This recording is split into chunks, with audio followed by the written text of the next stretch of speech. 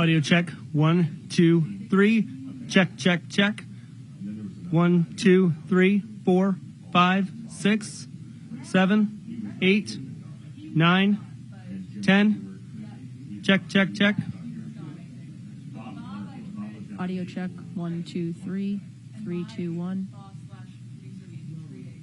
Lower.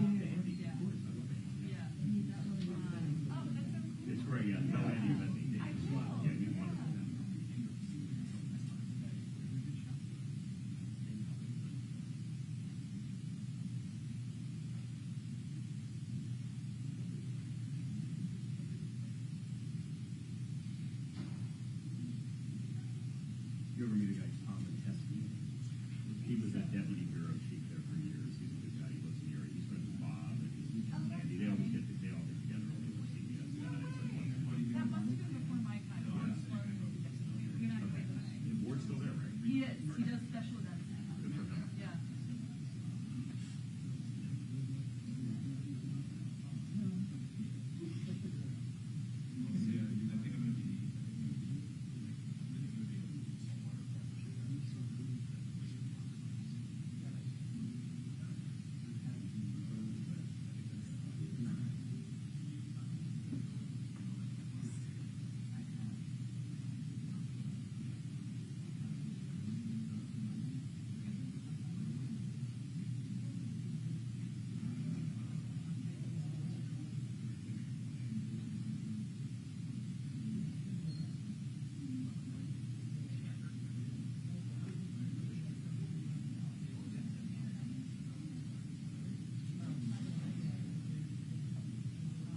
Somebody texted me and I said, no one's out of here. Is that one? Thanks. Sounds good. Thanks for the update.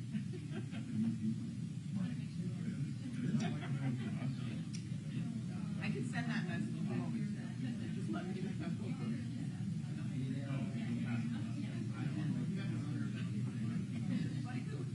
You should really do me a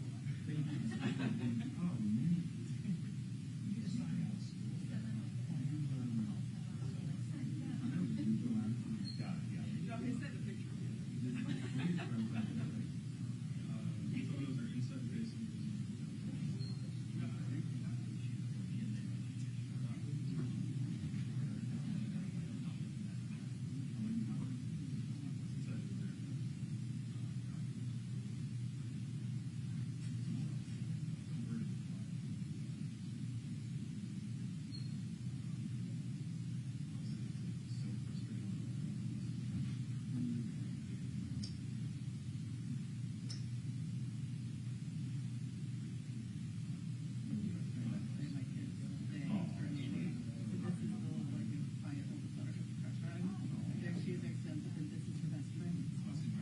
What are their names?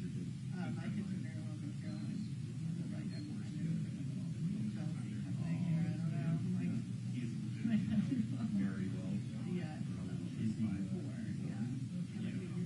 Sydney, I just said it was Sydney. She is 5. Correct, yep.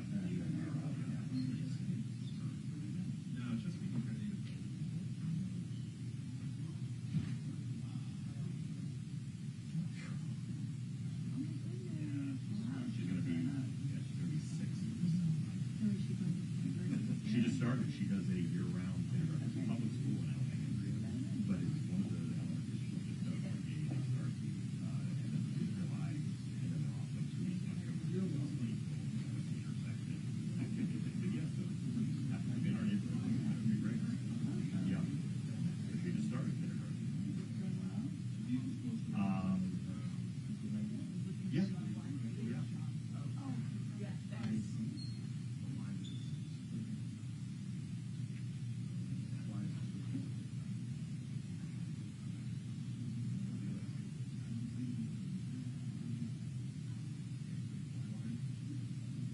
She loves it.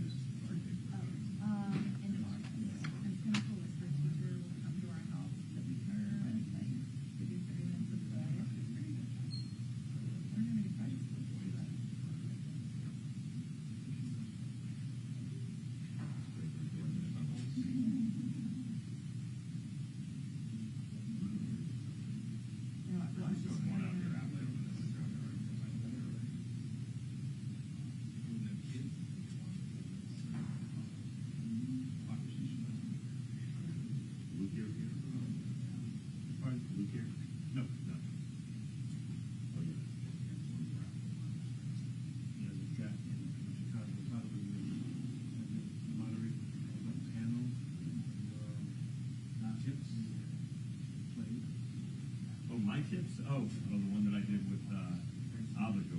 Yes. Yeah, she's great.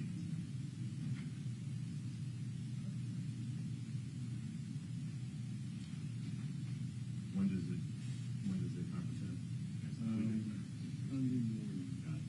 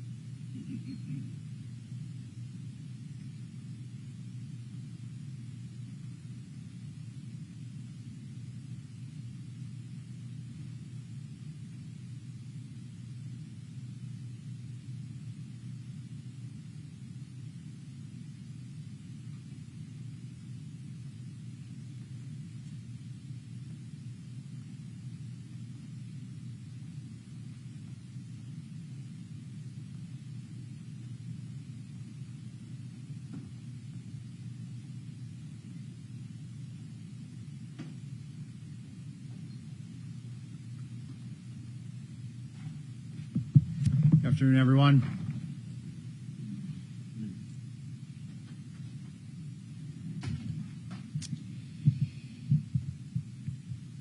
The assassination attempt of former President Donald Trump was a dark day for our country. I again extend my deepest sympathies to the family of Corey Comparator and sincere wishes for a swift recovery for Mr. Copenhaver and Mr. Dutch. The Secret Service takes full responsibility for the tragic events of July 13th. This was a mission failure. The sole responsibility of our agency is to make sure our protectees are never put in danger. We fell short of that in Butler, and I'm working to make sure that this failure does not happen again. I'm focused on ensuring that the full resources of the Secret Service are utilized to safeguard our protectees, and I've implemented and will continue to implement changes to ensure that that happens.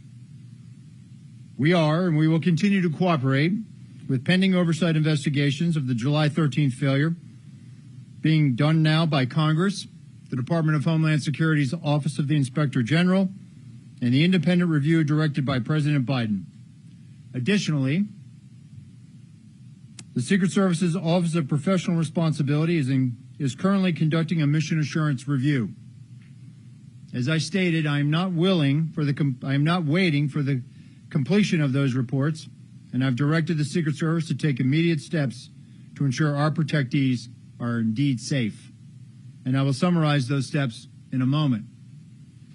I am committed to pursuing accountability for the Secret Service's failure in Butler, Pennsylvania. But let me be clear. If policy violations by Secret Service personnel are identified by the agency's mission assurance review, those individuals will be held accountable. And they will be held accountable to our fair and thorough disciplinary process. The first part of that process is an investigation to identify whether policy violations occurred. Potential policy violations are referred to our Office of Integrity, and appropriate discipline is administered under our table of penalties. The facts will drive the outcomes of those investigations, and I promise accountability. And I will not rush to judgment nor ignore due process. Every single person within the Secret Service feels the weight of what happened. We are in an unprecedented threat environment and a high operational tempo during this presidential campaign. The men and women of the Secret Service are working incredibly hard and doing their jobs under difficult circumstances. They need to focus on their work, and they need to know that I have their backs, and that is my commitment to them. I want to thank our state and local partners. The Secret Service relies on local law enforcement for every protective event. Those valiant men and women work tirelessly protecting their communities. They know the people, places, and terrain that we operate in. We owe them our thanks, and simply put, we cannot do our jobs without them. And I know how important this relationship is. I spent 4 years in local law enforcement before joining the Secret Service. I know the long hours these men and women put in and the professionalism they bring to this partnership. And in that capacity, I was always proud to support the Secret Service's protective mission when called upon as a municipal police officer. In no way should any state or local agency supporting us in Butler on July 13th be held responsible for a Secret Service failure. Typically, the Secret Service refrains from commenting on ongoing investigations, but we know these are extraordinary circumstances. So please understand that the information provided today is based on what I know now to a degree of certainty. We will learn more as interviews are completed and further evidence is gathered and analyzed, and I will share more information as it becomes available. But I can say without a doubt that heroism was present that day. Secret Service agents rushed to the stage to shield the former president with their bodies within 3 seconds of bullets ringing out in an unflinching act of bravery. The Secret Service counter-sniper who neutralized the threat with a single shot undoubtedly saved countless lives. We're in a high operational tempo, and I need and I want our Secret Service workforce, the dedicated men and women of the Secret Service, I want to know and I want to make sure that they are uplifted so they can focus on carrying out the mission. They are worthy of trust and confidence, and they deserve your support. And let me take a moment to speak to the American people that are counting on us to do our job, to protect their ability to cast a vote for the candidate of their choice. The Secret Service's successes are largely unknown. You will only know of our failures, and those have been documented, and all of them are undeniably dark days in our nation's history. But let me tell you about the dedicated patriots of the Secret Service. These public servants are the quiet professionals working in the background, day in and day out. They are standing the watch, providing a blanket of protection to the people that work in the White House, to the thousands of people who attend political rallies and nominating conventions, to the thousands of American citizens who line Pennsylvania Avenue every 4 years on Inauguration Day to see the new president and the new vice president. And they are out there right now doing this mission. They are focused, and they live their professional lives committed to the values of this agency: justice, duty, loyalty, courage, and honesty. This is who we are, and this is what we do, and we will earn back your trust. I'll now provide a timeline of the visit to Butler, Pennsylvania. On July 8th, personnel assigned to the agency's Pittsburgh field office conducted planning meetings and a site walkthrough with law enforcement partners and campaign staff. On July 10th, Secret Service counter-sniper and technical security personnel arrived in Pittsburgh and began advanced planning for their teams. July 12th, the build-out of the campaign rally site began and continued through the early morning hours of July 13th. In the morning of July 13th, a site briefing was conducted with Secret Service personnel and law enforcement partners supporting the event. Secret Service personnel took their posts, and a technical security sweep of the protective site commenced prior to the site's opening to event staff, vendors, and to the public. At 12:30 p.m., the Secret Service opened the protective site to event staff and vendors, and then at 1 o'clock, magnetometer screening of the estimated 15,000 people attending the campaign rally event, staff and vendors began. At 5:30 p.m., former President Trump arrived at the campaign rally via Secret Service motorcade, and at that time he met with supporters in a secure backstage area within the protective site. At 5:45 p.m., a local Butler County Emergency Services Unit counter-sniper team member texted the Secret Service counter-sniper team leader about a suspicious person and sent 2 photos of the individual, later identified as the assailant. At 5:53 p.m., the Secret Service counter-sniper team leader texted the Secret Service counter-sniper teams that local law enforcement was looking for a suspicious individual outside of the perimeter lurking around the AGR building. At this time, Secret Service personnel were operating with the knowledge that local law enforcement was working on an issue of a suspicious individual. The concept of local law enforcement working on such issues is common at sites. And on July 13th, there were over 100 calls for support. At 6 p.m., former President Trump took the stage to begin remarks. And based on what I know right now, neither the Secret Service counter-sniper teams nor members of the former president's security detail had any knowledge that there was a man on the roof of the AGR building with a firearm. It is my understanding that personnel were not aware the assailant had a firearm until they heard gunshots. At 6:11 p.m., a member of the former President Trump's protective detail contacted their Pittsburgh field office counterpart to inquire about the radio update that there was an issue local law enforcement was looking into near the perimeter. At 6:11 p.m., the assailant's first volley of 3 shots was fired, and within 3 seconds, the former president's detail rushed the stage and covered former President Trump, shielding him with their own bodies. The 4 through 8 shots took place over the next several seconds. 15 and a half seconds after the assailant's first shot, a Secret Service counter-sniper fired a single round that neutralized the assailant. That concludes a quick, brief summary of the timeline. And with that, I'll turn it over to our staff here to begin any questions. Director, we're going to start with Fox News. David Spons with your second. Hi, sir. Thank you for doing this. You said earlier this week to Congress that you start again. You said earlier this week to Congress that you don't want to tip anything on the scale as far as disciplinary action is concerned. I need to ask you, since you testified, has anyone been suspended with or without pay? Has anyone been fired? And will you tell us as people are disciplined along the way, or is this something we're going to need to just constantly be asking? Or will you update and tell us 5 people have been fired, 6 people, 7 people? What can you tell us? Sure. Thank you for that question, David. So, as I said in my opening statement, there are going to be, there's the mission assurance review.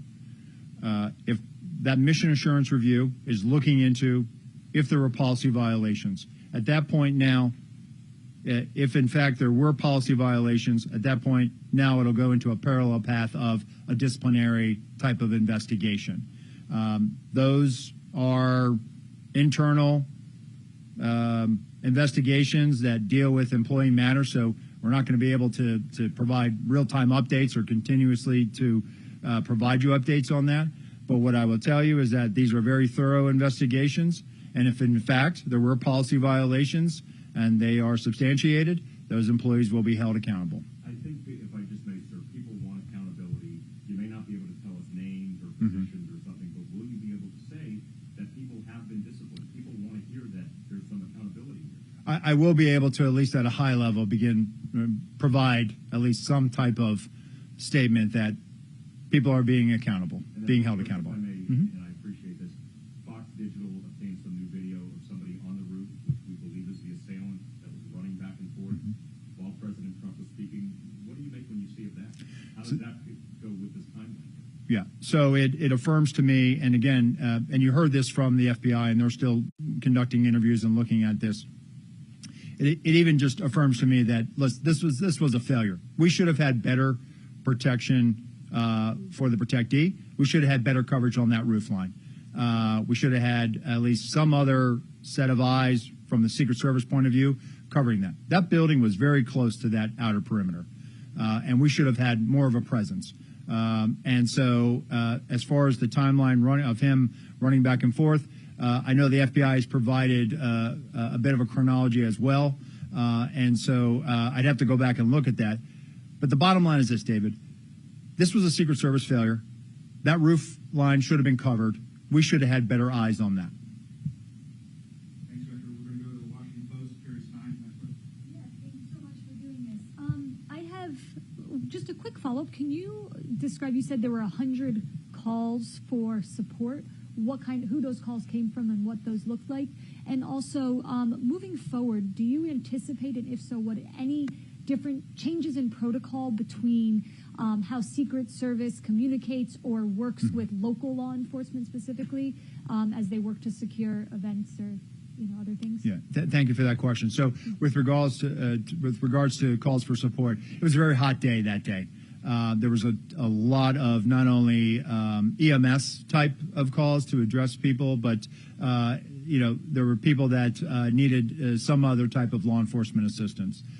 This happens a lot at outdoor rallies, where especially on hot days.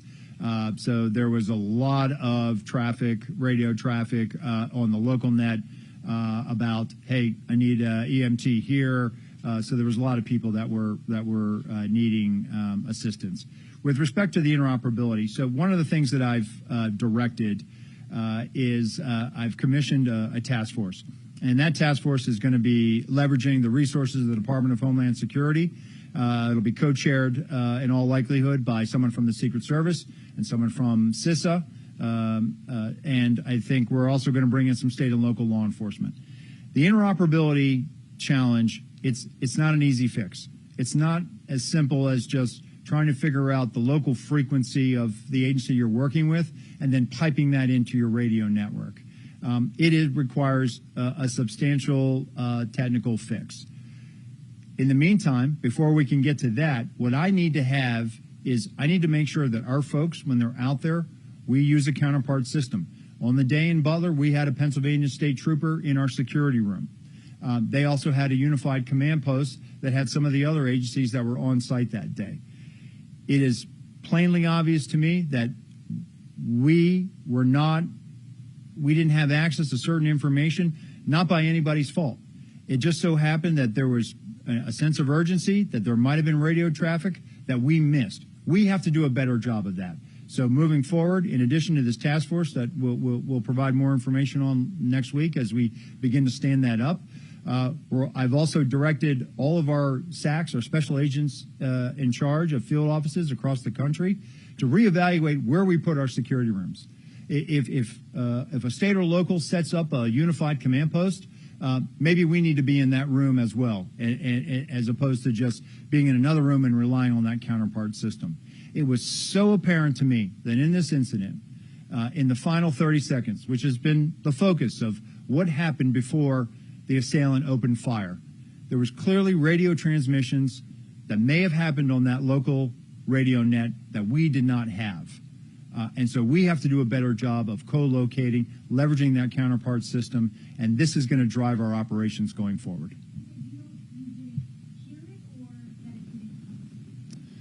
We did not. It did not make it over to us, or whether we did not hear it, it just did not make it over to us. It did not make it to us. And I go back to my opening statement where the members of the detail, they did not. All they knew that the issue that the locals were working an issue at the president's 3 o'clock, which would have been off to his right, which is where the shot came from.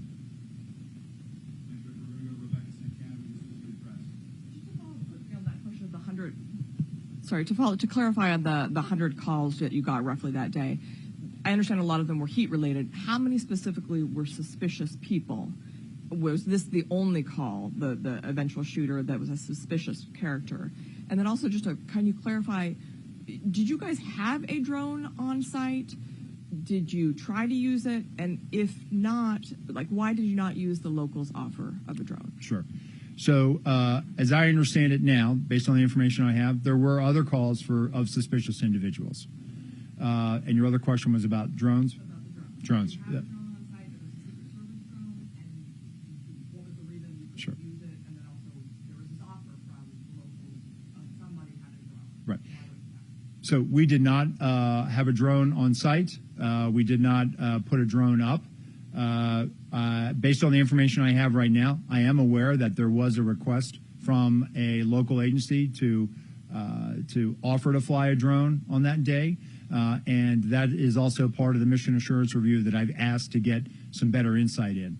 One of the other changes that I implemented when I became the acting director is we are now going to leverage the use of unmanned aerial systems at sites now. So we are putting those assets out, and we should have had better line of sight on some of those high ground concerns. We thought we might have had it covered with the human eye, but clearly we are going to change our approach now, and we are going to leverage technology and put those unmanned aerial systems up. Thank you so much for doing this. You mentioned that there were text messages from Butler ESU to U.S. Secret Service counter snipers. I'm curious if that is routine. There were 2 communication channels at the Butler rally, and you referenced earlier this week it appears that information was stuck or siloed at the state and local channel. What was the plan to relay information from locals to the Secret Service initially? What is the protocol? And I just have one follow-up. Sure. So, Nicole, we use that counterpart system, right? And so the teams, especially on the tactical side, when it comes to the tactical, our counter-assault team, they actually had an embed with them from the local TAC team. And they had that radio net as well with Pennsylvania State Police. With respect to the counter snipers, they were using cellular or telephone text communications. At this point, moving forward, what I have directed now is that everybody should be using the radio net.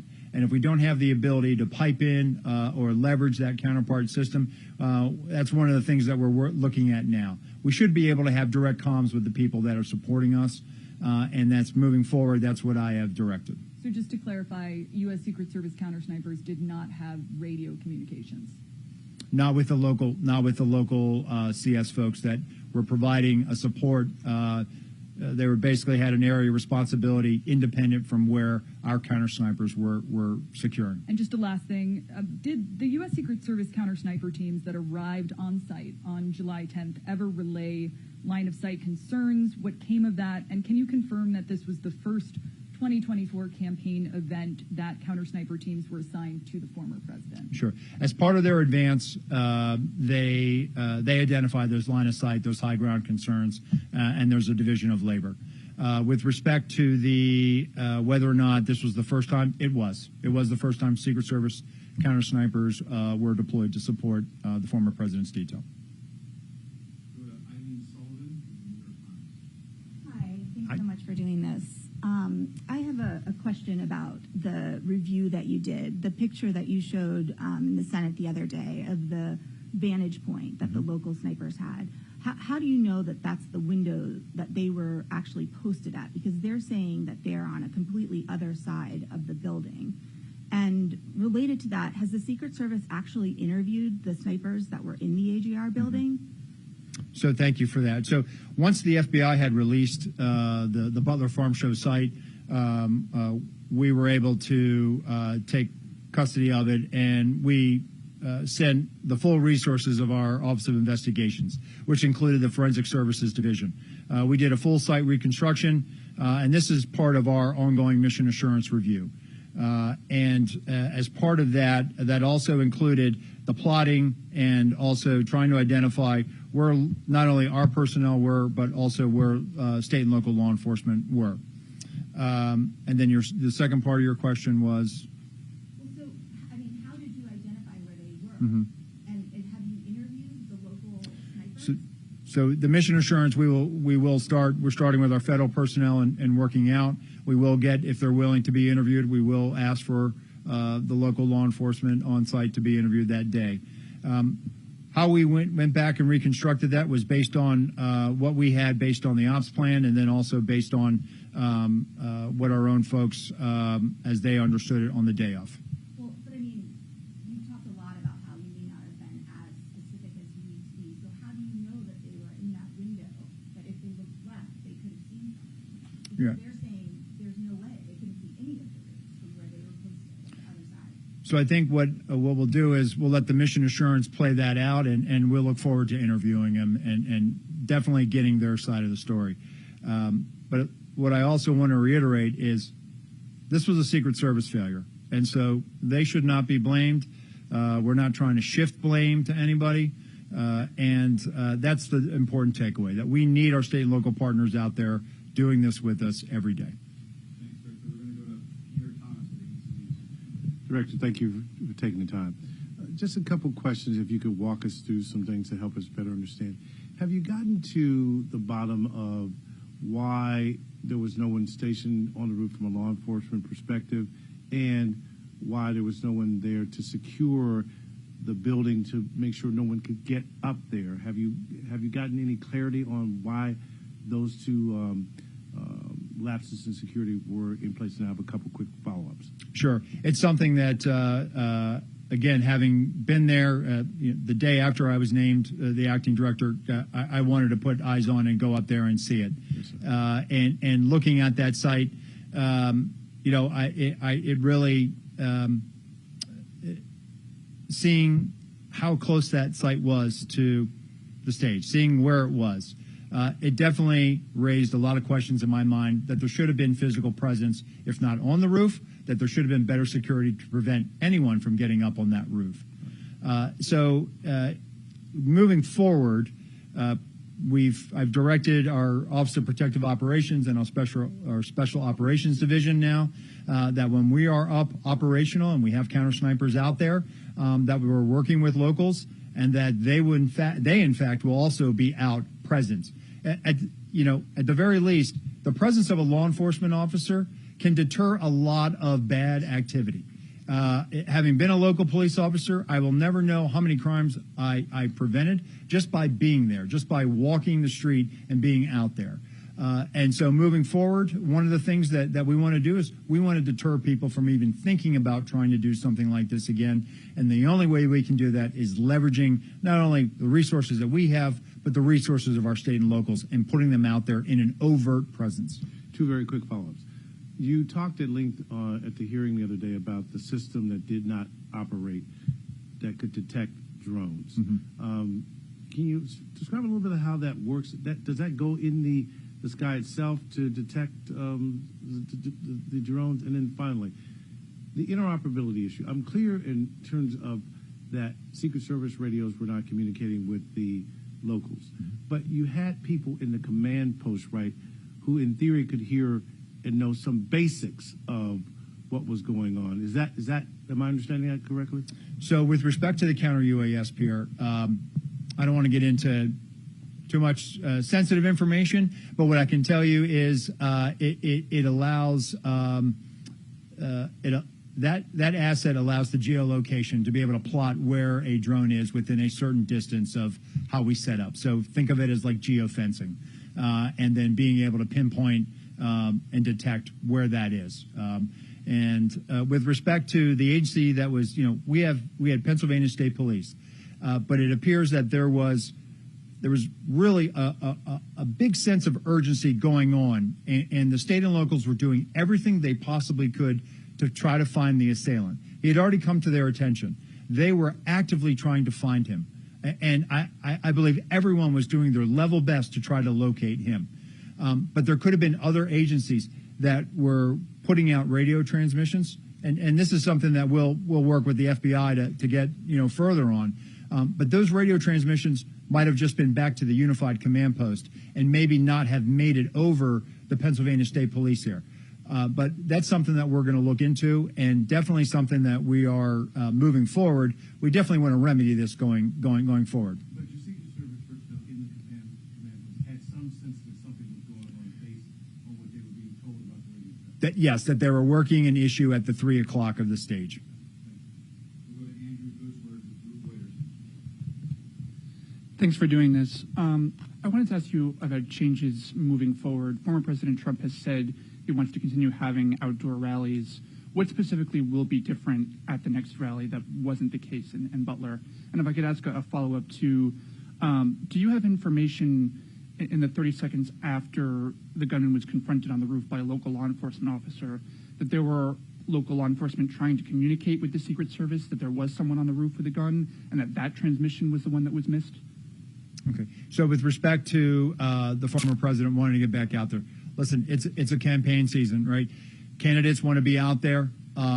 They want to be, whether it's an indoor site or an outdoor site, it's on the Secret Service to make sure that we create a secure environment.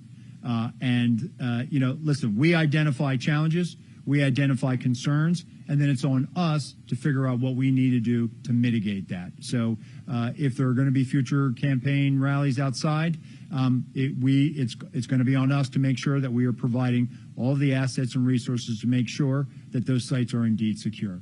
With respect to the radio transmissions,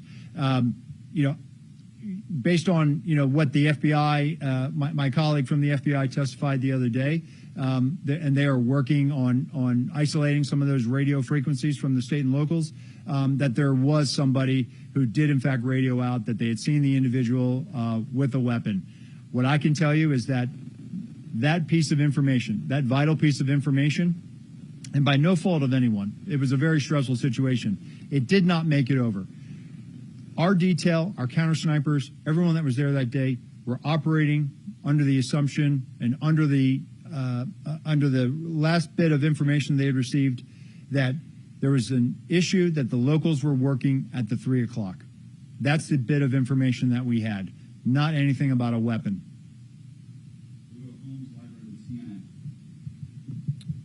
I wanted you to address, or if you can, describe the Pittsburgh field office and their level of experience, especially in preparing for events like this, and also have they explained their thinking and how they defined the perimeter that day? Sure. Thanks, Holmes. Our Pittsburgh field office, I don't think there's anybody in the Secret Service who is feeling this more than the men and women of our Pittsburgh field office. And I've met with them. And they are down right now. And so when I've met with them, the other day. It was very difficult. It's difficult for them. They feel like they let their colleagues down. They feel like they let the country down. And they are wearing this, and it's open. You can see it. It's an open wound that they are carrying. They are a very experienced office. And what I will say is they are cooperating with the mission assurance. They understand the gravity of this situation. And they are definitely down right now. If I can, one follow-up. You testified about one of the Secret Service failures was an assumption that day. I'm curious, how does Secret Service even make assumptions regarding protection? Because it seems antithetical to the entire protection mission. Yeah. So when I said it's a failure to challenge our assumptions, meaning the assumption that, hey, that's going to be addressed or that's going to be covered by state and local. So earlier this week, I convened a call with all of our special agents in charge of all of our field offices, and I expressed to them, listen, we need our state and local counterparts, but we also have to be very direct, very clear about what our expectations are about what we need from them, whether it's a particular asset, whether it's particular numbers of personnel. We need to be very clear so that they have an understanding of exactly what we need from them. That's on us. We need to be better communicators and articulate exactly what we need to mitigate any challenges, concerns, or anything that we identify during that advanced process. And so I have full confidence in our SACs in the field. I have full confidence in our state and local counterparts that moving forward now, we're not going to have this assumption that, oh, we think that they have it. No, we're going to work together. We're going to have good, hard, fierce conversations about what we're going to do, and then we're going to go out there and we're going to make all of these venues secure moving forward.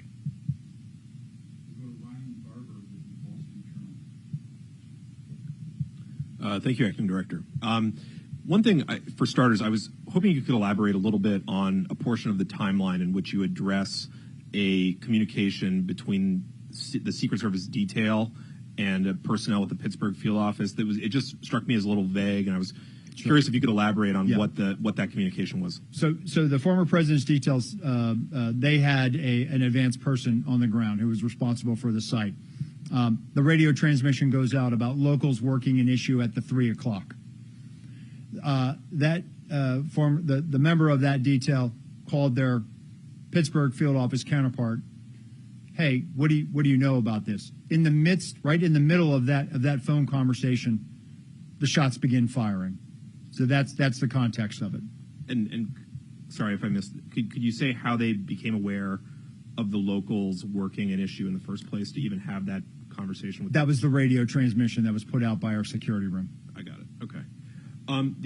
Just to follow up, curious about you mentioned that this was the first event where Secret Service counter snipers had been assigned as part of the security for former President Trump.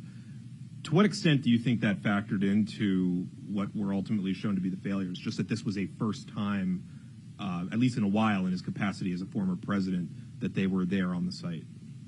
So the novelty of it. Sorry. Sure. So let me just clarify one thing. This was the first time that Secret Service counter snipers, but the former president at campaign rallies has actually been getting state and local resources. So tactical assets, counter snipers from state and locals. So with respect to why they were there in Butler, listen, we evaluate our threat landscape every day. We calibrate based on that threat. We evaluated a threat stream that we have, and we put our Secret Service counter sniper personnel out there. And looking back, it was very fortunate that we did. But the former president will have counter sniper coverage moving forward, as will the president, the vice president, Senator Vance, and then we'll await the eventual Democratic vice presidential nominee. We are going to put full resources out there to make sure that our campaign cadence now is obviously picked up, and we're going to make sure that we have all the resources out there to address any challenges that we have. Thank you. As you're doing this review, are you looking at the days leading up to this event and the instructions that you gave to state and local and federal partners? I know in the past there used to be a PowerPoint presentation that was given before events like this, where people who were part of each unit in the Secret Service would stand up, go through the mission, who was assigned to them, what they'd be doing. I understand that did not happen in this case and hasn't been happening for some time prior. Is that something you think was missing here? Is that something you might review and bring back? And do you also think the Secret Service is too reliant on state, local, and federal partners? I mean, you have almost 2,000 HSI agents helping in events coming this fall. That's a third of their workforce, and it takes a lot from state and locals as well. So first, would you bring back the PowerPoint?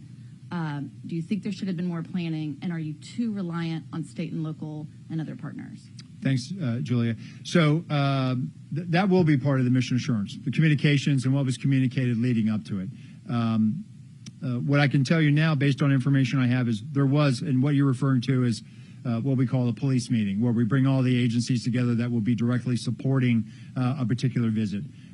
We know that there was a police meeting. We know that there were agencies from the various jurisdictions were present. The ones, and when I say that, the ones that were the primary ones identified with providing support and were going to be involved in the advanced planning process, meaning they were going to provide a counterpart, kind of like what you said, the PowerPoint. If you're going to be conducting the site, this is Special Agent so-and-so, and here's their contact info. And then usually at the end of that meeting, everyone kind of goes off and they form up and they go over, how they're going to go out and do the walkthroughs and identify some of the things. Based on the information, I don't know about the PowerPoint. I can tell you that there was a police meeting. With respect to the PowerPoint, I certainly think that visuals are always good. I think that if we're not using it, we certainly will. But that goes back to my direction that we have to be very specific about what we're communicating and what our expectations are moving forward. With respect to the reliance on state and local law enforcement, listen, there are 700,000 full-time law enforcement officers, over 700,000 full-time law enforcement officers in the United States. The majority of prosecutions in the criminal justice system in the United States are done by state and locals. That's a result of criminal investigations that they do every day in their communities to keep them safe. Over 135 officers died last year serving their communities, federal, state, and local. 47 of them died by violent means, gunfire. There's not an over-reliance on them. They're out there every day securing their communities.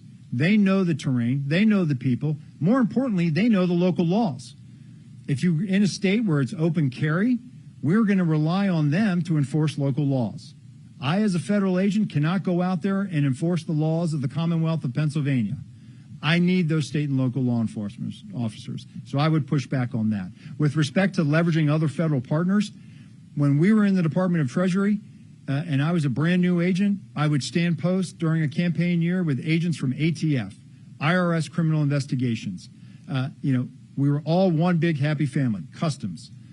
Customs moved over to DHS just like we did. So we do this every 4 years. We rely on those partners. We use them during national special security events like the Democratic National Convention, the United Nations General Assembly, the presidential inauguration. Those are whole of government security operations, which the Secret Service is the lead planning for, and we're going to bring in partners from across the government. I don't feel that it's an over-reliance. It's something that we have done going back to our days at Treasury, and we're going to continue to do that. We need those partners, and we need those state and local officers. Sure.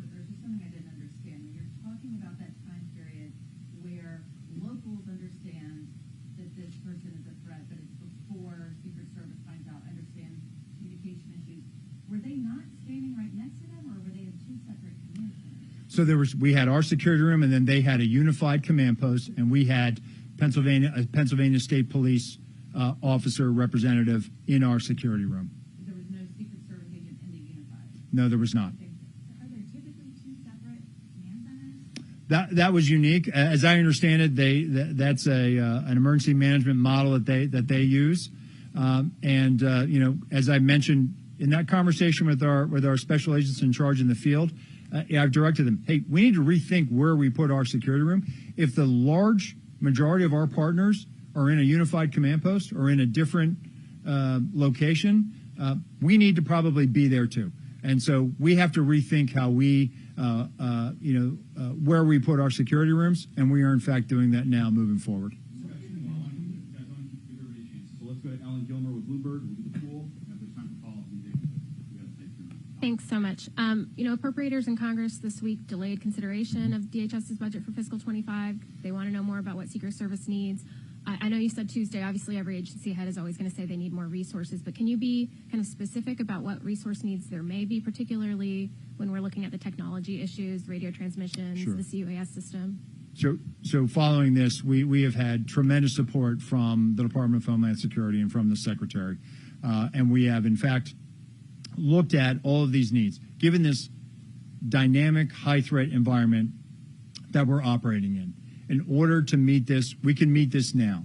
But it is going to require additional investments and resources, and we are having those conversations.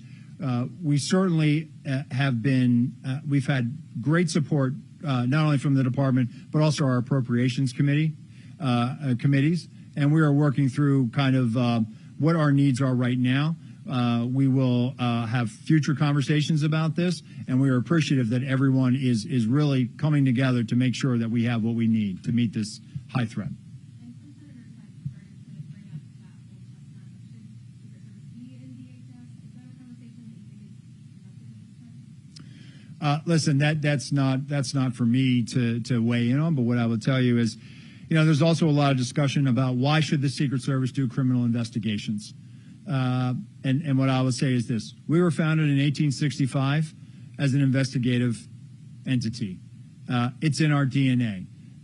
I firmly believe that the best protection agents learn those skills being criminal investigators. You learn how to interact with people. You learn organizational skills. You learn to be analytical. Those are all traits that you need to have when you're on a detail. Moreover, if you look at where we are today, buildings, communities, everything is interconnected. And so we have a particular expertise in cyber and in cybercrime and critical systems protection. And so when you overlay that investigative skill set that we have, it's more than just securing the president or our protectees in a brick and mortar setting. It's also protecting them from things that make them vulnerable due to cyber.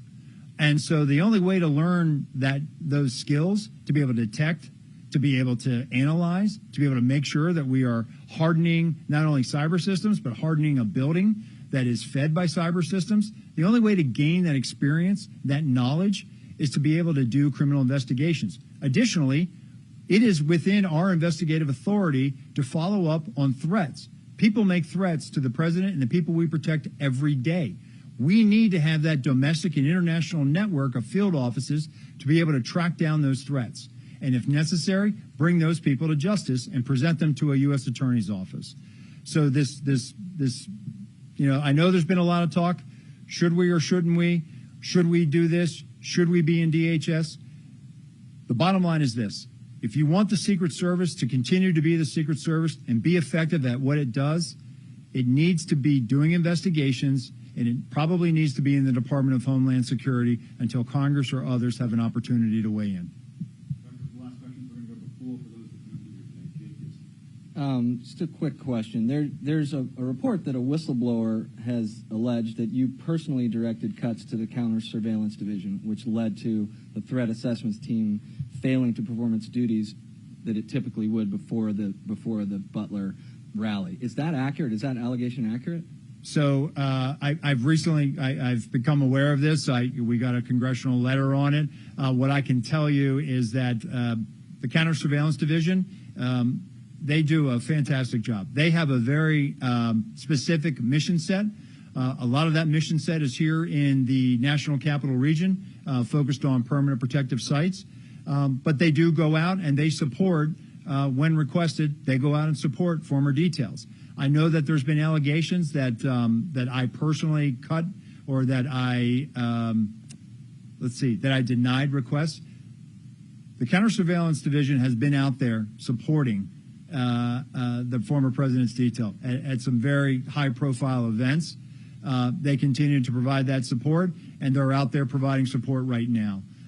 So we're going to respond to the letter that we received, and we'll be sure to make that. I'm sure they will be able to share that response when the committee says it's okay to respond. Is that a no, though? Did you cut funding personally?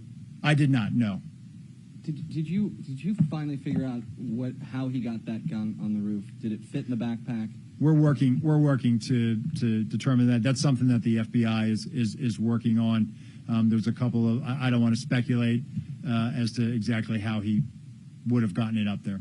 Director Rowe, the 2024 campaign is heating up. Y'all are adding more and more candidates to your protection list.